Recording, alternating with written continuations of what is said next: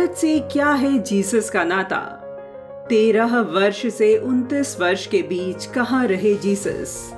Bible में उनके इन वर्षों का क्यों नहीं मिलता उल्लेख? क्या श्रीनगर के रौजाबल क्षेत्र में स्थित है ईसा मसीह की कब्र? आज के इस वीडियो में हम जानेंगे इससे जुड़े रोचक तथ्य। तो बने रहिए इस वीडियो के अंतिम छोर तक।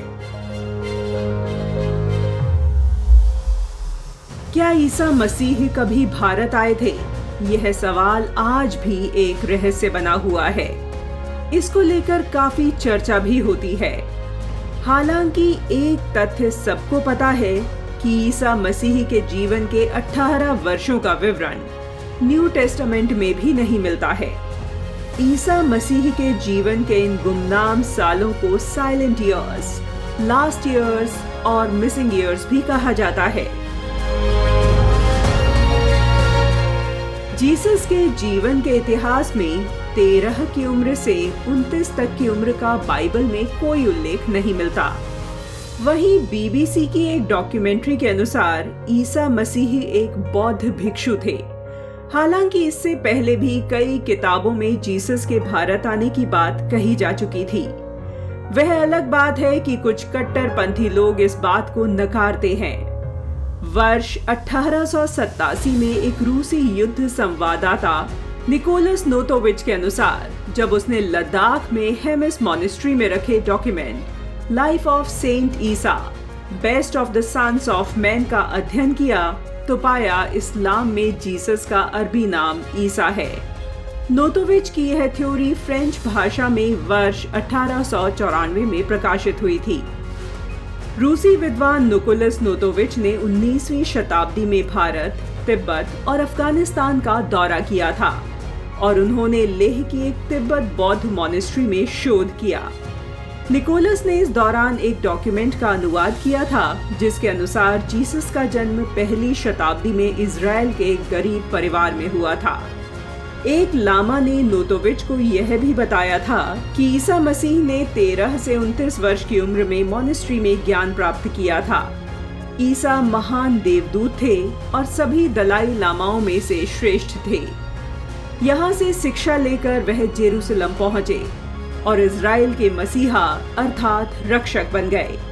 इससे पहले ईसा मसीह ने भारत में बौद्ध धर्म की दीक्षा ली थी और वह बुद्ध के विचार और नियमों से बहुत प्रभावित थे। यह भी कहा जाता है कि जीसस ने कई पवित्र शहरों जैसे श्री जगन्नाथ जी, राजगृह और काशी में दीक्षा दी और इससे उनका विरोध भी हुआ और उन्हें बहिष्कृत कर दिया गया। इसके बाद जीसस हिमालय चले गए और भगवान बुद्ध की शिक्षाओं का अध्ययन जारी रखा। जर्मन विद्वान होल्गर केस्टन ने जीसस के शुरुआती जीवन के बारे में लिखा था कि जीसस सिंध प्रांत में आर्यों के साथ जाकर बस गए थे। 1908 में लेवी एच डोलिंग ने Aquarian gospel of Jesus the Christ प्रकाशित किया जिसमें उन्होंने दावा किया था कि उन्हें सारी जानकारी सुपरनैचुरल शक्तियों से मिली है जो जीसस की जीवन की सच्ची कहानी है। इसमें न्यू टेस्टामेंट से गायब 18 वर्षों का भी विवरण दिया गया था। इस किताब के मुताबिक युवा जीसस ने भारत, तिब्बत, ईरान, ग्रीस और मिस्र देशों का भ्रमण किया था।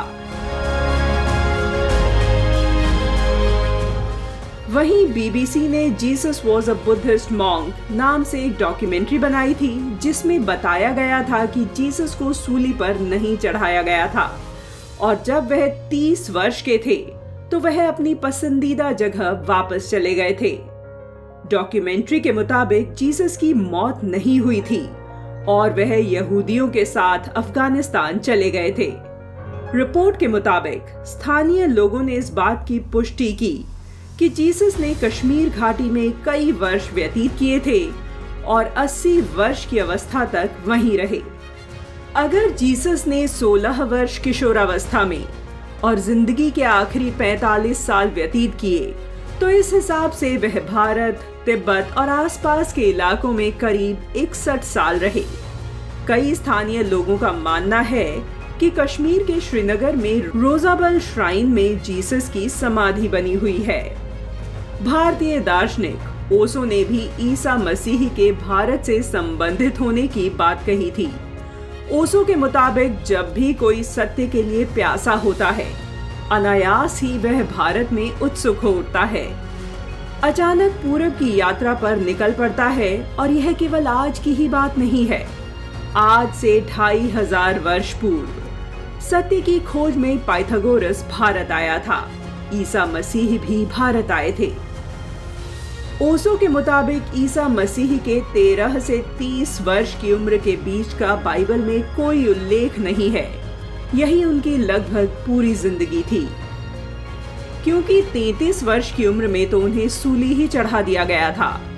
13 से 30 तक 17 सालों का समय बाइबल से गायब है।